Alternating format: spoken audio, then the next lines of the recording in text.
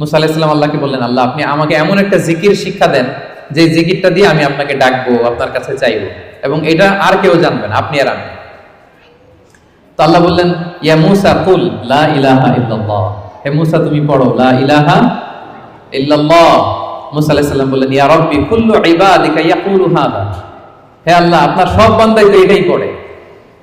লা ইলাহা ইল্লাল্লাহ তো সবাই জপে, সবাই পড়ে, আমি তো স্পেশাল কিছু চেয়েছিলাম, ইন্নামা উরিদু শাইআন তাখুসুনি বি, আমি এমন কিছু চেয়েছি যেটা স্পেশাল, এটা এই নামে আমি ডাকবো আর আপনি জানবেন, আর কেউ জানবেন, স্পেশাল একটা জিকির আমাকে শিক্ষা দেন। তখন আল্লাহ তাআলা বললেন, ইয়া মুসা লাউ তাদাউ লা ইলাহা ইল্লাল্লাহ ফি কাফা, মুসা তুমি যদি লা ইলাহা ইল্লাল্লাহকে মিজানের এক পাল্লায় রাখো, ওয়া তাদাউস সামাওয়াতু সাবউ ওয়াল আরাদিন ফি কাফা,